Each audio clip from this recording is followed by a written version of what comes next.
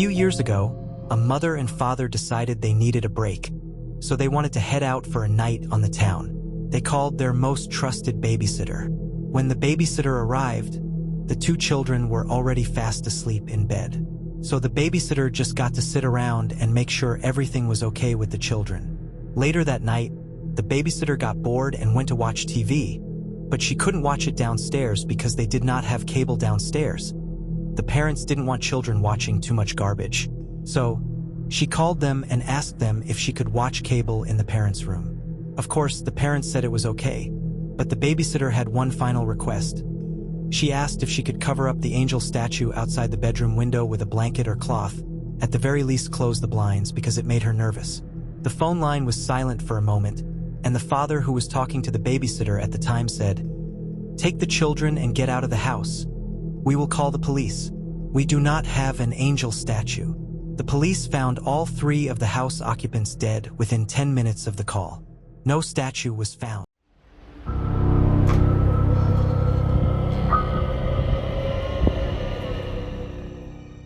I'm good at what I do, and I'm building up a huge fan base.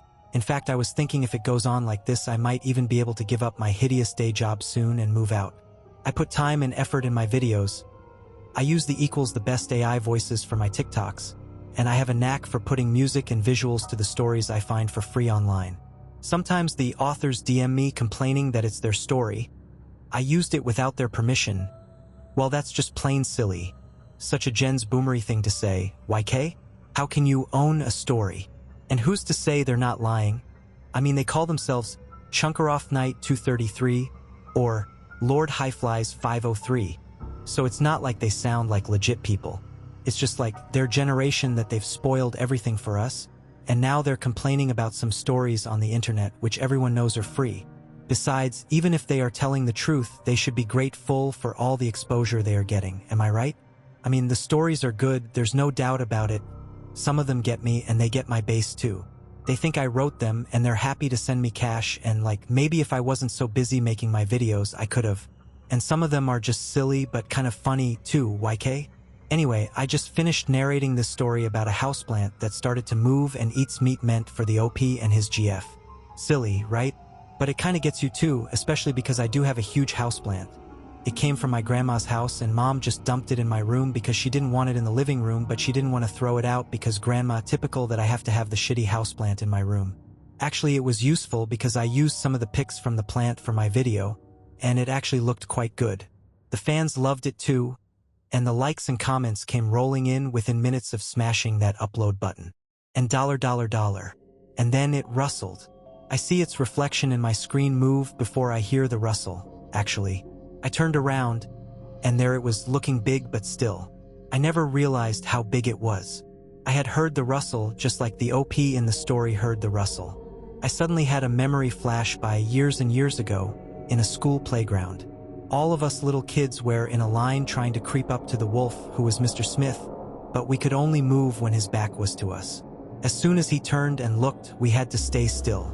I actually hated that game, and I hated Mr. Smith and his smile and the way he reached out his arms to grab us if we moved.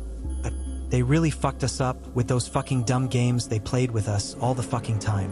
I looked at the giant plant, with its long, ugly-ass, yellowy, dusty leaves. "Sam! Sam!" called Mom. "Supper!" I took my headphones off and sidled out of my chair, still not taking my eyes off the plant. I walked to my door, and then I had to turn to the door. "Supper!" screamed Mom. "Jesus Christ." I opened the door. "Okay!" I bellowed back. Zing! I yelped in pain and almost keeled over as something lashed me behind my knees. I didn't look back, just ran downstairs. "Mom, I need that houseplant out my room," I said, shoveling pasta into my mouth. My knees were still stinging. She shrugged. She had been kind of funny since Grandma died anyway. "You can put it out behind the trash," she said. "I don't care." We ate in silence, and I went back to my room, as soon as I could, eager to get rid of the houseplant. But I couldn't resist checking my stats on my latest upload first. Wow, this story was doing real amazing. I read the comments. PPL were so happy, and they said such nice things about my story. It made me feel amazing. And then, As I was busy responding with thumbs ups and tie S to the comments, it happened. The rustle.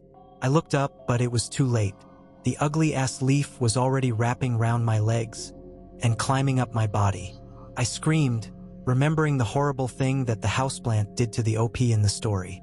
I'm not gonna spoil it for you. Go check out my TikTok of my story if you like. I've left it up. It didn't have a happy ending for OP. The leaves didn't wrap up around my wrists, but flicked my phone out of hand. It landed, and the screen cracked from side to side. I screamed with horror even louder. That was an expensive phone I had gotten, and I did all my narrations on it. And then the leaves slapped sharply against my mouth and stayed there, gagging me. I stumbled backwards and fell, choking on the bitter green stuff filling my mouth. Mom knocked on my door. She knew better than to come in without knocking, but I could only make some muffled gagging sounds. Fortunately, I guess her mom's spidey sense told her to open the door, and as she did, the leaves let go of me and scuttered back. She saw me on the floor, clutching my broken phone, wiping drool. "Sam, what's going on? Just take that fucking plant out." I yelled at her. She looked confused, but she didn't argue with me. She picked up the pot and, staggering a bit under the weight, she went out. I slammed the door after her. It was her fault for leaving it in my room the first place. I looked at my phone. It was just the screen what was broken. The notifications and likes were still pouring in. I felt a bit better, seeing all the lovely comments. I stopped narrating for a while, but I can't stop now. I need a new phone. I'll steer clear of the houseplant story writer though. I don't need their freaky-ass stories.